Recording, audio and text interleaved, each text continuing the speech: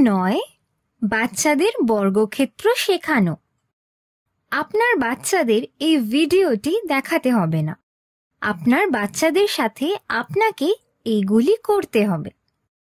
বাচ্চাদের বর্গক্ষেত্র শেখানোর জন্য আপনি এই উপায়গুলি বা অন্য কোনো উপায় ব্যবহার করতে পারেন। আসুন একটি বর্গক্ষেত্র আঁকি এবং রং করি।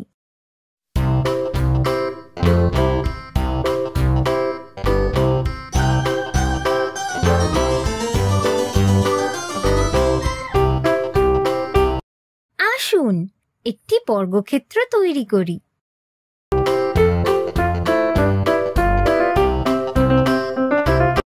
মাটিতে একটি বর্গক্ষেত্র আঁকি।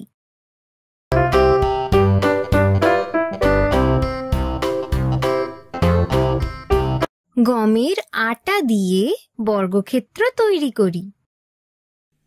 খেয়াল রাখবেন শিশুরা যেন মুখে কাঁচা আটা না দেয়।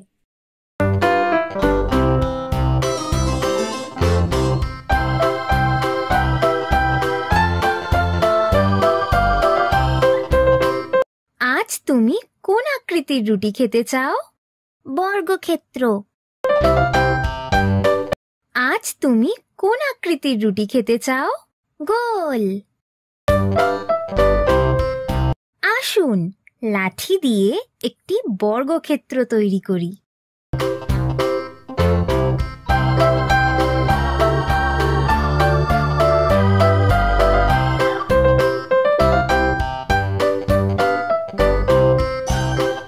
আসুন পাথর দিয়ে একটি গোল তৈরি করি।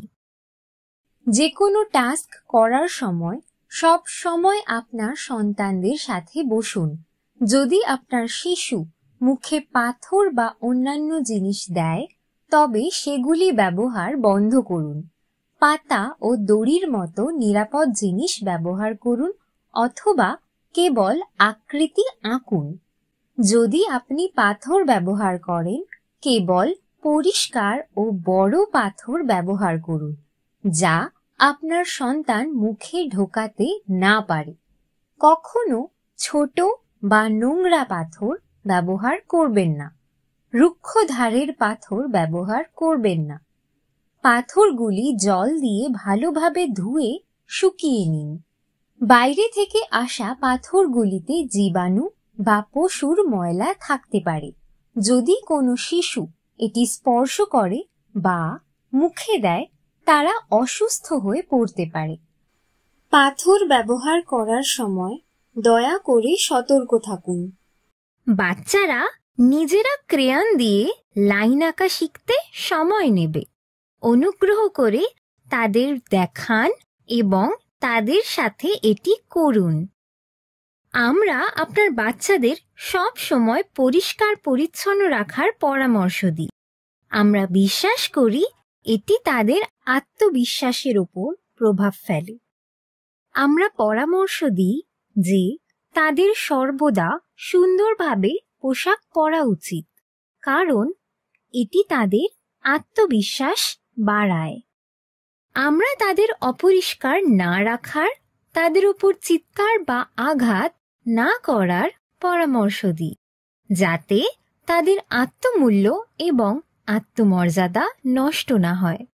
আমরা তাদের সম্মানের সাথে আচরণ করার পরামর্শ দিই।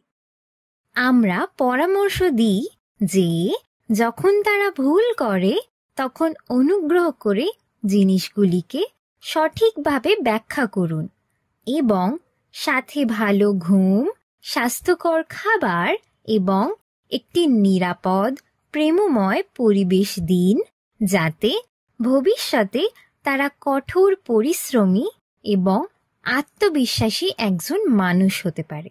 আমাদের সাথে শেখার জন্য ধন্যবাদ। আশা করি আপনার দিনটি ভালো কাটুক।